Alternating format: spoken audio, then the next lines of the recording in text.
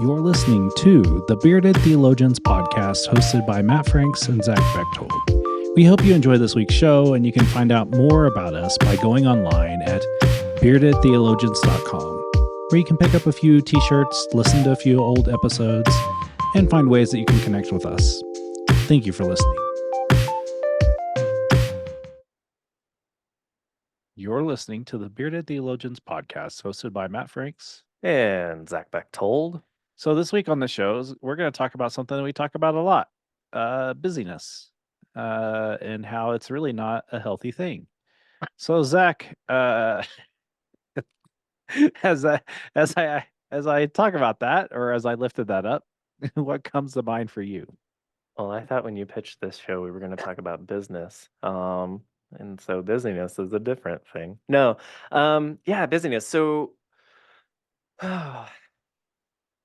we as clergy I would venture to say we pride ourselves on how busy we are.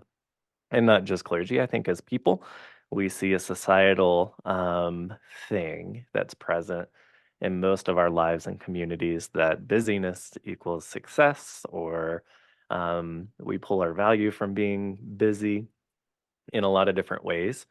And something that I appreciate about the up and coming generations of people is our young people are doing a great job of reframing busyness and having boundaries around work and life and those responsibilities, as well as fun and play and getting things done.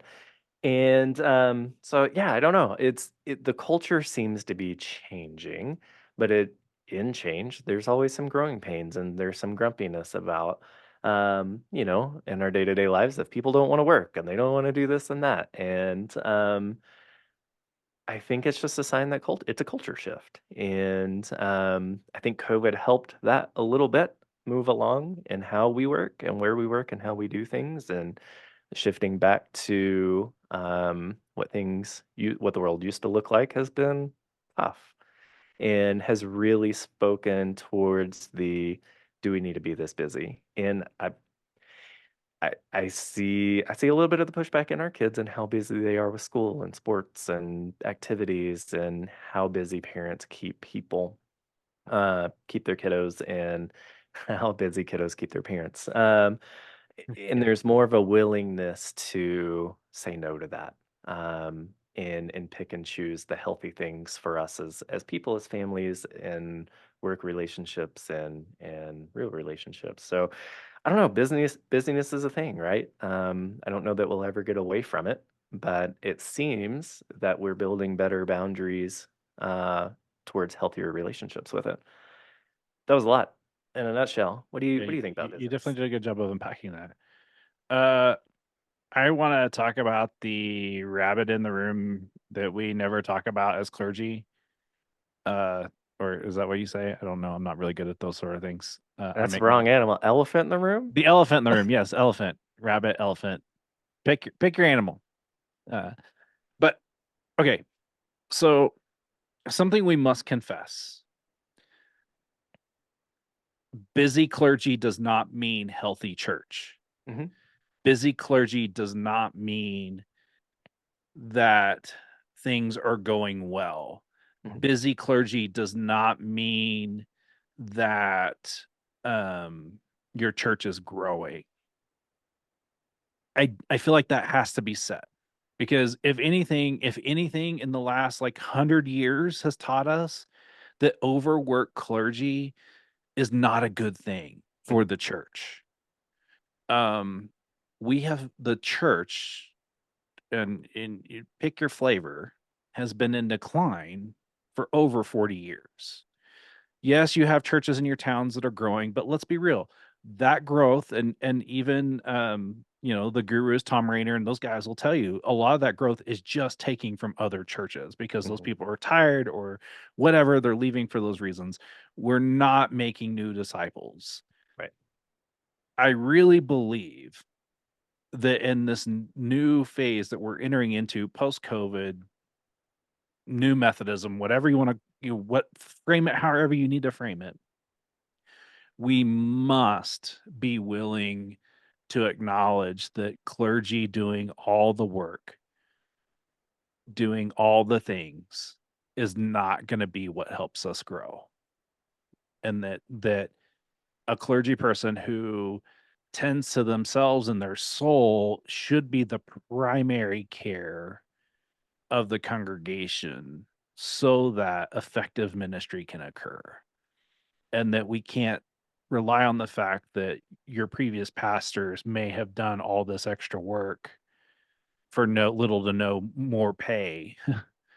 uh and that's not what we should be about, and that we should really be, uh if we can't tend to others if we don't tend to ourselves, and if we don't make that space, if we're too busy to pray, too busy to read scripture, too busy to do the spiritual disciplines that will help us connect with God, then how can we shepherd our church if we're not getting poured into? Right. And I agree with that. That from a clergy aspect, that we have to do that, and we have to own as clergy that it starts with us, right? Hmm. We have to let go. We have to be willing to let empower lay people and encourage lay people, as well as our leadership and lay people empowering us to take care of ourselves, right? And stepping up and doing the things. It's definitely a both and. But as clergy, we have to get out of the idea that busyness is job security, right? That we're the only ones that can do it and nobody can do it without us.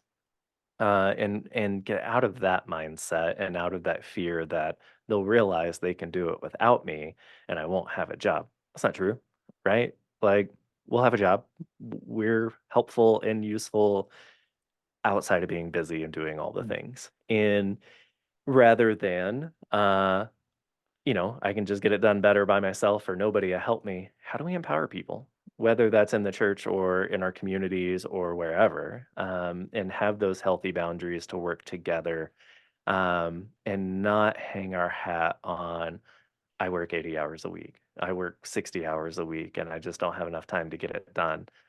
Who cares, right? Let's do better about not hanging our hat and our success on busyness, and do better and empower people. Because you're right, we're not making new disciples. We're just, beg, borrowing, and stealing from wherever else. And when new people do come into the church and see that culture of busyness and burnout and all of the things that come along with it, they go, "Cool, I'll go somewhere else. I don't need that in my life." They're not finding, you're right, healthy leaders don't lead in a way, or unhealthy leaders don't lead in a way that brings that hope, right? That encouragement to tend to our own physical and spiritual needs if we're not tending to our own physical and spiritual needs. And so I- I'll stand on that soapbox all day of we got to let go. We don't always have to be in control. And if we do, we're just going to be busy and tired and overworked and burned out. We also don't have to be at all the things. That is very true. Um, and you and I both know, and we've talked about this, is that um, when we walk in the room, things change. Hmm. But what if we allowed our congregation to actually just go and be themselves, and like, Yeah. if we want to be there, great. There, I do believe it's a healthy balance. Like, Hmm. yes, you do have to attend things, but Yes. that doesn't mean you have to attend all the things. Hmm. Like, and for me, a big red flag is ask your pastor when was the last time they took a day off. If they don't give you an answer, that's a red flag. Hmm. And pot calling kettle black on this one. I don't remember, but it's been a while. I was going But to ask you. So, my hope is tomorrow before I leave for Puerto Rico. Um, uh, but I definitely think that churches need to learn how to care for their pastor. hmm. Um, because if they do that well, then it does reciprocate. It really Hmm. does. I've been in enough churches over the last 20 years to tell you that the difference between the churches that actually cared for their pastor versus the churches that did not. Hmm. And I'm blessed here that I've had several people ask me, when was the last time you took a day off? And then when I couldn't say anything, they have done a good job of saying, you need to take a day off or find your time. And, I think that that's that being given that permission is healthy. But also living into it too. Don't guilt your pastor, you know. Also, like I will say, you know, the other side of that too is don't uh um know that like Saturdays, like we most of pastors or will take family day Saturdays Hmm. at least. And understand that they're not going to answer your text messages, they're not going to answer your emails or whatever on that. Give them a day. Ask them, what day do you typically take off? And stay away from that day. Hmm. There are emergencies. I always say emergencies are building being destroyed or someone dying. Hmm. Outside of that, things can be taken care of the next day or even Monday. I One of the things I do to eliminate my busyness to help anyways is to I don't answer emails after noon on Friday, and I don't come back to emails until Monday Hmm. because I have worship is Sunday, and I really take that super seriously. That everything that doesn't mean I won't look in the email see if it's worship pertinent, but if it's not, I don't mess with it. And I'm very clear on that with people. Also with text messages, like please find out what day. Also know that your pastor shouldn't be answering your text messages at all times. I stop answering text messages really after 7 o'clock unless it's pertinent. But even then I still have I try to create those boundaries of I'm not going to answer your text if you send me a text at 9 o'clock wanting to know what's up. Hmm. I won't unless it's Zach. Right. I mean, I have friends, but I also like, I think we have to work with our congregations to establish those healthy boundaries in this world of social media because that only makes us more busy. Hmm. Well, and it's just good because if you can establish good, healthy boundaries in this relationship between clergy and lay, it gives permission for everyone to create good boundaries in their workspace, in their own personal lives, and how they communicate there as well. And so it's very much a teaching moment in a way for all of us to say, here's where my boundaries are. I don't check email on my phone if I'm not in the office any day of Yep. the week. I don't get those notifications; they don't come up. Just not a thing on my phone. I've learned that that's healthy for me, and yeah, just setting those and like I said, it's permission giving to our church members too, our lay folks that are also navigating these boundaries in their professional life and maybe don't have good examples of that where they are. And yeah, using that just as that teaching moment of, hey, you don't have to be this busy either. And you can have those boundaries. And I would say the same thing if if you're a church member and I text you at 7:30 during dinner, don't answer it. Right. I Yep. shouldn't have texted you, you know, and it's okay not to answer my question just because it popped into my head at that particular time. Does not offend me. I'll return to it tomorrow if it's important, I, right? And I'm so we have to do better about that too. I'm usually really good on those kind of things. Like if I have something I want to say to them, I'll text Mhm. it or I'll put it in the text, but I won't Mhm. hit send until tomorrow, the next day or Right. whatever. And I think that's like what it is. Like we have to work towards the everybody in the church. Like we have to work on this healthier balance. And if Mhm. anything, COVID brought that out is to Mhm. help eliminate that. But I also really do believe too that we still have a lot of work to do in Oh that. gosh, yeah. And that like it and in some ways we've kind of gone back a little bit to what we were doing before. Mhm. But I also feel like too that that really does start with the congregation and the pastor of talking about those kind of healthy boundaries so that everybody can be in a good spot.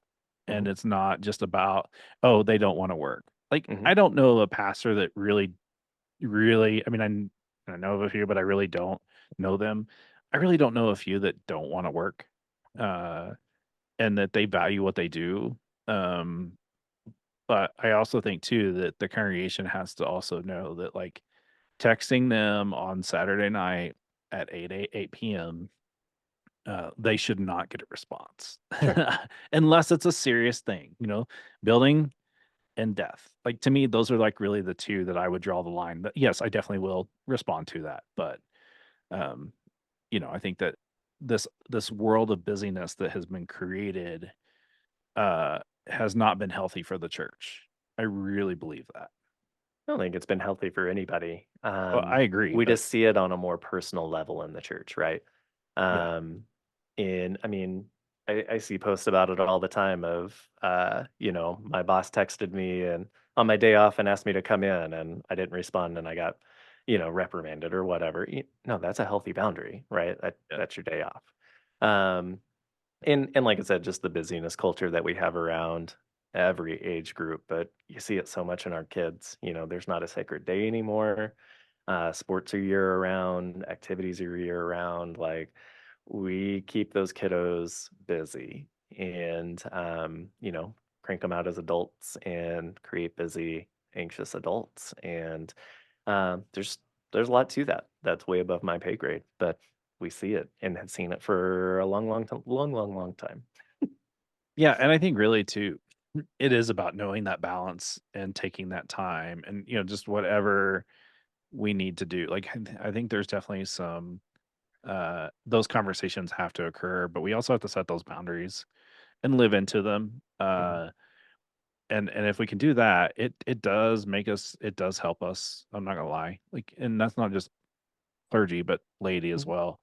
Right, You definitely want a pastor saying we don't want to do too much that right, we burn people out. Like you right, definitely want a pastor holding back on that. And it's not mhm, because they don't want to work more. right. It's because we don't want to burn people out. Like I don't know Yep. about you, Zach. I don't want to burn people out. No, and I that's I that's re- the big thing is how do we not burn the candle at both ends for everybody? And that's something too. I really do believe the church has been at worst at time management and burning people out.